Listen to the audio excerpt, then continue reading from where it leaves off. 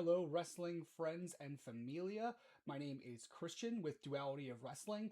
Thanks so much for coming back to check out the podcast and the channel. We got a lot to touch on with AEW Dynamite having wrapped up last night from Detroit. And I want to start off with saying Detroit was such a good crowd. Like everything that happened on the show last night, Detroit was popping for. There was so much energy in the building. It made the show truly feel elevated. I really think that AEW needs to consider bringing a pay-per-view to Detroit sooner rather than later because that crowd really, really made the show something special. But we had a lot go on that the crowd, rightly so, was excited to check out. We opened the show with a really good video package detailing some of the events that took place at the Redemption pay-per-view, specifically focusing on the end of the main event, Kenny Omega versus Kevin Knight for the AEW Men's World Heavyweight Championship. Most of it was focused on the aftermath of that match, where the Death Riders come out to sort of jump Kenny Omega and set up Omega for the neck chair spot that Will Ospreay was taken out with. So Ospreay came out to make the save, but a lot of it was Moxley and the Death Riders' reaction to the events going on in the ring after they were cleared that made this a worthwhile promo. Moxley basically was saying, all is forgiven regarding Ospreay giving him a forearm shot to the face if Will goes and pulls the trigger and lays out Kenny here. Just showing that Moxley, this isn't personal for him, that it's more a philosophy-based approach, which has always been what has driven Moxley with the Death Riders. So this is a really good way to further that narrative and continue the Death Riders' overall, mission statement, if you will. Obviously, that doesn't happen, and it's Kenny who ends up turning on Will, and it's basically sort of a, and I told you so, basically say you have to get the cleaner before he gets you. It's basically an I told you so moment for Will Ospreay and the Death Riders. And that leads us to Will Ospreay arriving at the arena. Renee Paquette tries to stop him before he gets in, going back through sort of a tunnel towards the arena entrance, and he's confronted by the Death Riders, who sort of approach him silently and a little bit menacingly until Daniel Garcia tries to sort of welcome him in, and he is met with a quick hidden blade for his trouble. That raises the ire of everybody, especially Pac, who tries to go at him, and it's Moxley who holds Pac back and allows for more of a discourse to happen here. Will says Moxley doesn't get to pull the trigger for him and hands him back the Death Rider crest and says he's out of the Death Riders, which officially ends his tenure with that stable. Walking away from them, Hangman shows up and volunteers his services if Will were to need it, saying he knows what Ospreay is going through right now and he would be more than happy to be there if Will happens to need it. Will says thank you, but this is something he has to do alone. Really great segment. We're involving a lot more people in the orbital sphere here. I like that we have Hangman on the periphery now, that it's not just Kenny, Will, and the Death Riders. We're, again, incorporating more people. This is something that AEW has done a great job of throughout this year of booking the main event scene, all the way through from basically Grand Slam Australia to now. And they're continuing to do it, even bringing in Hangman, who cannot challenge for the World Heavyweight Championship. But it's a really good way to interlink other players in this story. We start off with an incredibly hot opener in ring, which is Andrade El Idolo defending his newly won national championship against former champion Jungle Jack Perry and Nick Wayne. This match is exceptional. I honestly tried to, in my notes, log everything that was going on that was worth noting to all of you, but frankly, it was too much. There were too many great spots in this match. You had a great sequence that there was a diving Hurricane Rana from Jack Perry to Andrade on the floor that sees Andrade bounce off of the mat. Then Nick Wayne hitting a leaping destroyer from the 8-bit apron to Jack Perry on the floor. Frankly, there's just so much that went on in this match, and the crowd was so hot for all of it. Just go watch it. I hate to do that on a show that recaps a show because I want to be able to give you guys some insight, but there is too much that's great here for me to cover it all and us still to be doing this at a reasonable timing where you all won't just be like, okay, we'll just watch the match then. Yeah, go watch it. It is that good. Andrade ends up winning with the DM to Nick Wayne. And then post-match, we get Shivani coming out to interview Andrade, who he confirms he will be in a qualifying match next week at Grand Slam Mexico for a chance to have the number one spot in the Casino Gauntlet match that is for the World Heavyweight Championship number one contendership at All In. So we don't know who Andrade will be facing yet in that qualifying match, but I think it's going to be... I can't imagine the interaction Andrade is going to get in his home country. It's going to be deafening, and I'm sure whoever he is in the ring with, he has been so on fire lately that he's going to make it a great match. So, very interested to see who they pair Andrade up with, but I would not be shocked if Andrade ends up getting the win there.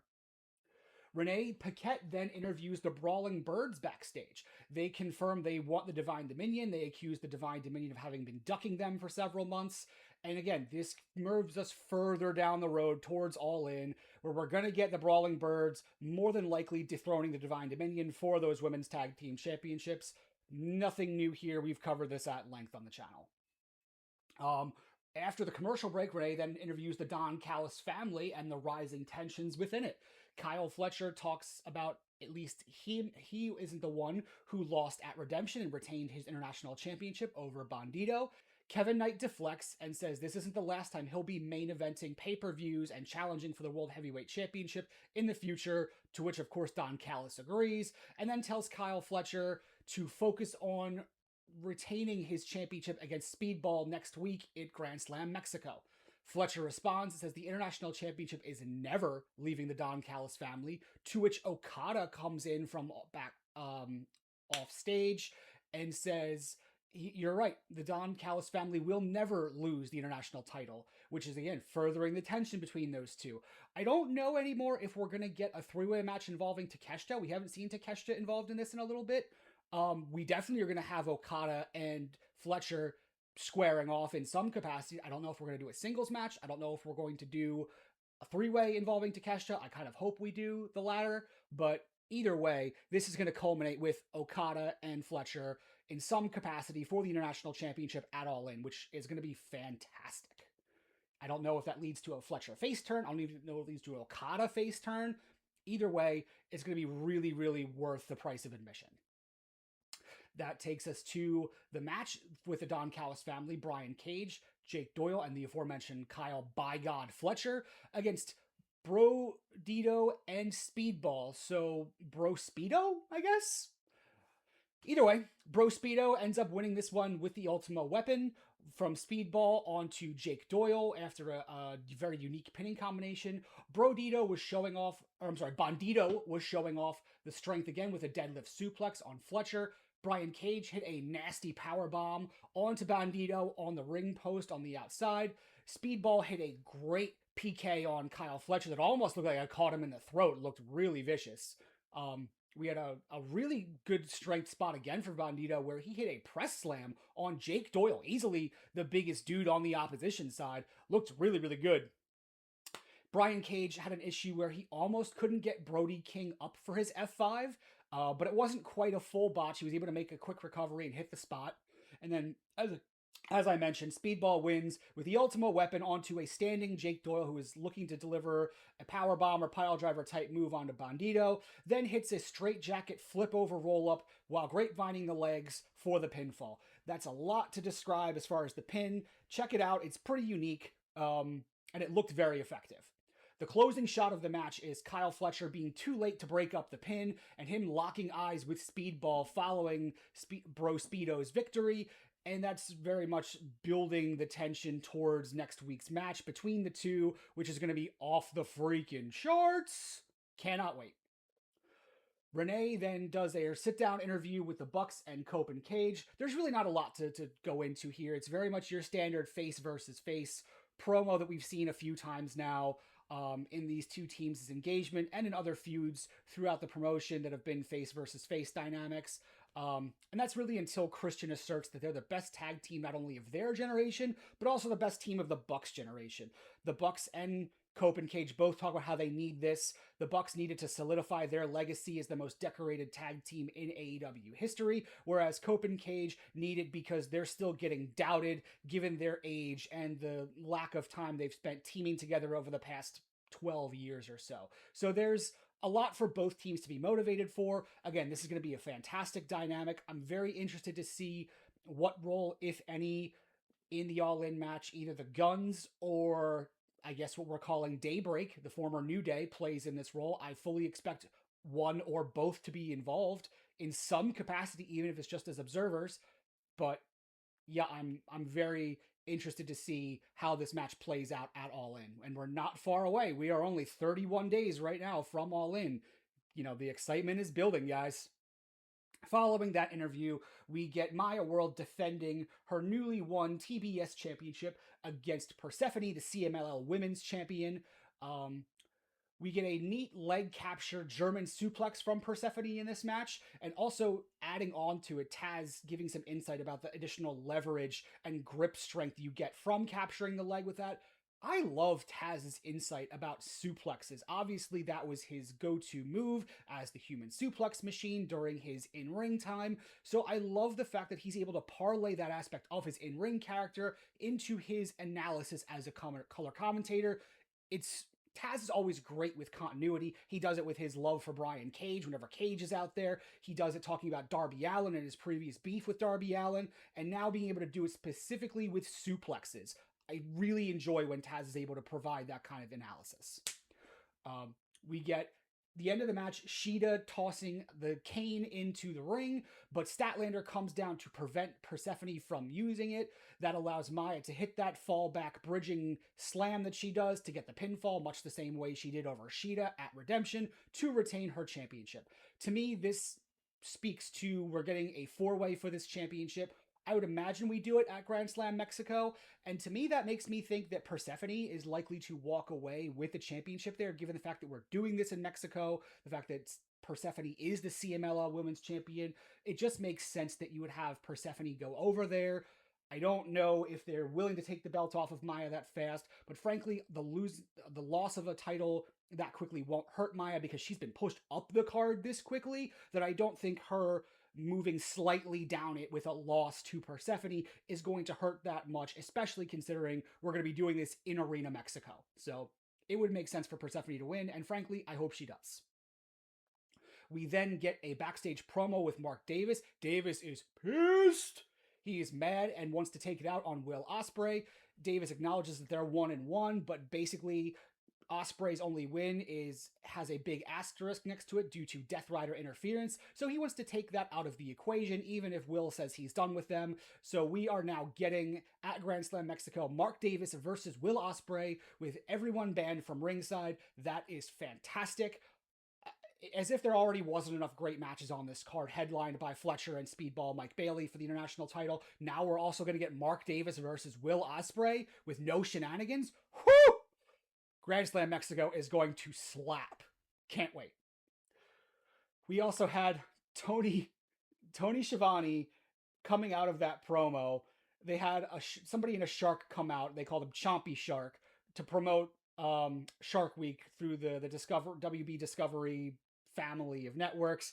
Tony Schiavone started singing Chompy Shark, and I can only imagine the amount of moms and dads out there who are triggered by hearing this song. I don't even have kids of my own, but my friends do. I have nieces and nephews, and the second I heard Tony break into the cadence of Baby Shark using the phrase Chompy Shark, I wanted to throw things at him. So, yeah, this show should come with a trigger warning for parents just for that audio being included. Renee then interviews Willow in the ring for a significant promo. Willow got pyro now for her entrance. That's good. That makes her feel a bit more important. The crowd was nuclear for this entire segment. I really wasn't sure what kind of reaction Willow would get as a new champion, but the crowd affirmed they loved Willow. Very loud, "You deserve it" chants. They were super hot for her this whole time. Willow was tearing up at the responses she got. At one point, she said, "Guys, the makeup artist worked really hard on me. Let me please get through this." But you could tell she was super overcome with very genuine emotion, and you love to see that. That's what you want from your babyface champion, and that's something Willow's always been. Is very authentic, very herself. And while I might like some other competitors more than I like Willow, I can certainly acknowledge she works very well as a babyface, and the crowd loves her. So this was a really great segment that reaffirmed that she is positioned correctly as the current top babyface on this roster. Willow talks about people looking at a girl like her and saying you can make of that what you will, be it her attitude, her look, her stature, physique, her demeanor, whatever that is, and thinking she wasn't worthy. Then she recaps her year, talking about the tag team championship run with Harley Cameron, talking about her winning the TBS championship, but then having to lose that title due to injury, and that injury taking her to a dark place. And that's where I take a little bit of issue with this promo, because again, Willow only had to relinquish that title and drop out of the Owen about a week beforehand. And so there's about maybe like a 6 to 7 week difference or so between her announcing that injury and relinquishing the TBS championship to her coming back and winning the Casino Gauntlet match to get the number one contendership for Redemption against Tekla. So how much of a dark place are you really going to go to with losing a championship for 6 to 7 weeks and then coming back to go immediately to the top of the card in your division? I just wish that was a line they hadn't included, because again, that's more of a telling the story versus showing us the story. Those things don't align here. It doesn't make sense, and it's what my entire issue has been, amongst a couple other things, with Willow's ascent to her coronation here at Redemption. It felt like a story they were telling us and wanted us to believe, rather than something we all rode along with her to and did believe and thus rooted for her with. Given how hot the crowd was, again, maybe I'm in the minority of that, but it just feels like another point where they're looking at a narrative thread that they want to impress upon us rather than build on screen. So Mercedes then interrupts and says Willow's name is written all over her history, and they go through the backstory between these two, between the New Japan Strong Women's Championship, the TBS Championship that they've both traded before, and basically how Willow has built her name trading off of Mercedes' legacy. That's a good way to build this conflict. Eventually it comes to blows between the two, and the Divine Dominion shows up to give Monet the edge and lay out Willow before the birds come in and run everybody off. That's going to lead us to Monet and the Divine Dominion versus the birds and Willow. Very boilerplate stuff here. Promo, extra people get involved, all of the extra people plus the originals are in the match. Very boilerplate, but the promo was very good. Both of these women sold it very well. I was not excited for this all-in match at all. I'll be honest with you. I think justice was not done to Tekla. I think we did a disservice by getting her out of this match. I wasn't excited for another go-round between Willow and Mercedes. I didn't think the feud had a lot of legs to it. This promo did a decent job of not restoring my, interest in the match, but sort of starting to build that meter back up. I'm not hyped for the match yet, but I'm at least a bit more intrigued than I was. I still think Mercedes goes over here pretty strongly. I just don't see a universe in which Mercedes loses 2 years straight at All In after winning 2 straight Owens. That just doesn't, jive with what wrestling booking typically happens with. I'd also say it would be out of place for Willow to lose the championship so soon after her alleged, long journey and dream to get there. But one of them makes more sense than the other to have happen. And to me, it's Mercedes winning. So I think Mercedes gets the dub overall, but I'm slightly getting more interested in this feud. We get another match following this. It is Jon Moxley defending the Continental Championship against Commander. Mox ends up taking this one with a sleeper. I'm a little bit confused as to why Commander is getting a title shot here. Granted, I love Commander. He is fantastic in the ring. One of the better luchadors AEW has on the roster. No shade to him. But he did not win the number one contenders match he was in at Redemption, which was for the International Championship that Speedball ended up winning. So we're rewarding a guy who didn't win with a championship match on the following show? It doesn't make any sense to me. I think we could have made a different choice for that. But whatever. Again, Commander excellent in the ring, so it's not shade to him. Amazing sell by him, by the way, on the cutter delivered by Moxley. He ran it straight on his neck, and it looked very painful. It looked really, really good. And also an exceptional guillotine leg drop by Commander a bit later in the match. Towards the conclusion, Moxley hits the stomp, the Death Rider, and then locks a sleeper while seated in on Commander to pick up the win and retain that Continental Championship. Later in the show, we get a promo from the Death Riders where Moxley talks about his Continental Championship and mentions the Continental Cup. And it is not something that I don't think we've really had a lot of discussion about as of late. It hasn't really been built. It wasn't talked about at the pay-per-view. It wasn't talked about on any of the previous Dynamites. So I don't know what this Continental Cup is going to consist of, but Moxley talks about going out in a hail of fire and bullets if he has to lose the Continental Championship in that Continental Cup, whatever format that takes. Interested to see that. In this Death Riders promo, we also get Wheeler Yuta accepting the challenge laid out earlier, but from the Bang Bang Gang, for any mixture of the Dogs and the Death Riders to meet them at Collision. Jay White is not with them, by the way. Don't know if he'll be at Collision. It is a special live Collision of tonight, Thursday evening, so we'll see how that plays out. And then we also get confirmed for this Collision tonight that Daniel Garcia will be going one-on-one with Will Ospreay. So Ospreay's going to have two pretty decently high-profile matches in the next week, tonight against Garcia, and then next week against Mark Davis in the no outside interference match. So, Will's definitely going to be getting a workout in before All In. So that sums up both the Bang Bang Gang promo that we had backstage, and then we eventually had the Death Riders promo responding to most of that, and then addressing both Garcia and Moxley's Continental Cup thoughts. We then get the Conglomeration versus the Demand for the Trios Championship, which the Demand ends up taking with a Spirit Gun on Orange Cassidy from Ricochet to end up capturing those Trios Championships, and thank God. The Conglomeration has not worked as Trios Champions. They've just been goofballs like they, are wont to be. It just doesn't work for me. I don't know what it is about them that just doesn't hit the mark for me, but it falls flat. I'm not interested in anything that happens with them. Frankly, I want Killer O'Reilly back. I'd love to see O'Reilly get involved with maybe the Death Riders or the Don Callis family, or maybe a different faction that can unlock what he is best at, which is being the tagline violent artist that he is. He is much better as a combat specialist rather than a goofball. So let's hope we get more of that. Even Roddy Strong is better in his, stamina monster / cardio warrior, Messiah of the Backbreaker. Everything Roddy Strong is, both of those guys are better separated from Orange Cassidy and everything Cassidy does, and does well, mind you. But he just doesn't fit with what Roddy and Kyle do. So I hope they branch out on their own, maybe get involved in the tag division a bit more. But hopefully this allows them to flourish separately and allows the Demand to rebuild some of the prestige of those Trios Championships. It's gone down so much. Think back to the days when Death Triangle held this belt and did the best of 7 against the Elite. That was magic. I mean, those were the heydays of the Trios Championships. Now we're getting the Conglomeration dropping them on a Dynamite to the Demand, who the Demand haven't exactly done anything great of late. And, the biggest focal point of this match was the Lethal Twist coming out, doing a jumping belt shot to Orange Cassidy, which is what allowed Ricochet to hit the Spirit Gun and get the win and capture the titles. This story is mainly about when the Lethal Twist will be able to join the Demand, if at all.